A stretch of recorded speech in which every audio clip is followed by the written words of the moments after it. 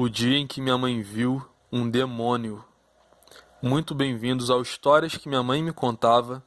Aqui eu compartilho com você histórias, no mínimo estranhas, que eu mesmo vivi, ou que pessoas muito próximas a mim viveram, compartilharam comigo, e hoje eu posso compartilhar com você. Minha mãe conta, desde que eu me entendo por gente, essa história que marcou tanto a ela, quanto a mim também.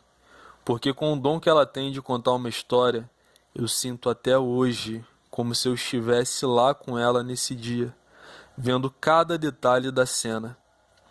Espero que hoje você consiga se sentir, pelo menos um pouco, assim também. Durante a infância, morando numa casa inacabada, num lugar que minha família chama de um morro, que até hoje eu não sei bem onde é, se é apenas que é uma favela do Rio de Janeiro, minha mãe e os irmãos estavam se recolhendo para ir dormir. Entre os 8 irmãos da minha mãe, 2 são especiais. Uma é minha tia Márcia, que chamamos de Nega. Ela é deficiente mental e aqui no canal ainda vão ter algumas histórias sobre ela. O outro é o Paulo César, que também não sei por que chamamos de Voncho. Ele, além da deficiência mental, tem uma deficiência motora. Não anda, não fala, anda engatinhando pela casa até hoje, como se fosse uma criança. Todos os irmãos dormiam juntos no mesmo quarto, acredito eu que com colchões no chão dividindo o mesmo espaço. Porém, a Márcia e o Paulo César faziam xixi na cama quase toda noite. E nessa noite a minha mãe bateu o pé, dizendo que não ia mais dormir, como diz ela, no meio dos mijões. Então ela foi dormir sozinha no sofá da sala, onde a parede em que o sofá estava encostado era uma parede inacabada com um buraco no meio que dava para um terreno baldio. Esse buraco estava muito mal tapado com algumas tábuas e várias brechas. Quase imediatamente que minha mãe deitou no sofá para dormir, ela começou a ouvir, vindo desse buraco, o som de miado de gato. Então, curiosa, ela botou a cabeça para fora para ver se tinha algum gato ali, e olhando para baixo, ela não viu um gato, mas vários gatos miando bem embaixo daquele buraco. Ela ficou um tempo olhando, achando aquilo muito esquisito, mas depois de um tempo ela deitou de novo para ir dormir.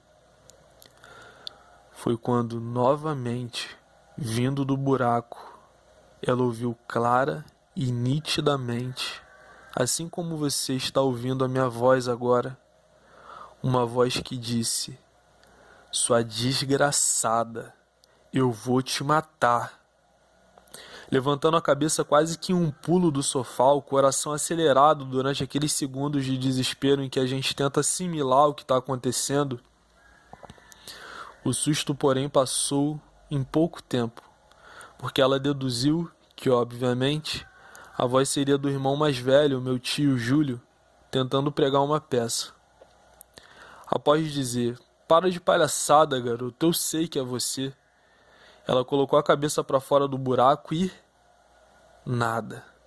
Não tinha ninguém.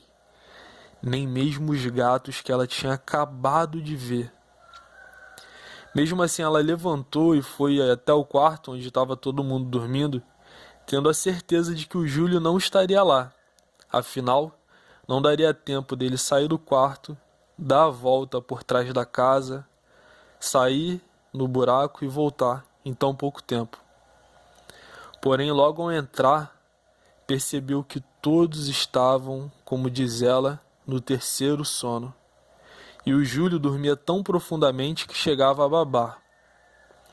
Aquele medo súbito que surgiu ao ouvir a voz e que subitamente também tinha passado, começou a voltar aos poucos e acompanhado com ainda mais confusão. Depois disso, por algum motivo que eu sinceramente não entendo, ela decidiu voltar para dormir no sofá. Dessa vez se enrolou dos pés à cabeça como em um casulo e ficou o mais quieta possível, sentindo um certo medo até de respirar muito bruscamente. E dessa vez não vindo da janela, mas bem ao pé do ouvido dela, ela ouviu novamente: "Sua desgraçada, Eu vou te matar. Eu vou te matar. Dessa vez, sem pensar duas vezes, ela pulou do sofá para correr para o quarto e se enfiar no meio dos irmãos. Foi quando ela viu uma sombra gigantesca do que parecia um homem alto, forte, sem camisa, com uma corda na mão no formato de forca. Minha mãe ficou paralisada durante alguns segundos, conseguindo apenas olhar para aquela cena. E a sombra ia crescendo e crescendo, como se estivesse se aproximando, vindo na direção dela. Quando o tamanho da sombra tomou quase que a sala inteira, passando do teto, e os pés e a cabeça quase se encontrando no chão, minha mãe conseguiu ter uma reação, correr para o quarto e se enfiar o mais rápido possível no meio dos irmãos e se enrolar novamente na coberta. Ela conta que lembra de ficar tremendo e gemendo baixinho de medo, até pegar no sono. Anos depois, já adolescente, quase adulta, ela conta essa história para a mãe dela, a minha avó Maria. Com os olhos estatalados, a minha avó se vira lentamente e diz: Meu Deus, eu já vi essa mesma sombra. E você, qual interpretação daria para isso? Foi realmente um demônio? Foi um espírito ruim? Ou foi tudo fruto da mente de uma criança sofrida? Você acredita no mundo sobrenatural? Se foi o caso de imaginação, o que explicaria a minha avó ter visto a mesma sombra também? Se você quer continuar acompanhando as minhas histórias e as histórias da minha família e de alguns amigos próximos, se inscreva aqui no canal. Isso é um grande incentivo para eu continuar compartilhando essas histórias com você. Um grande abraço, fica com Deus.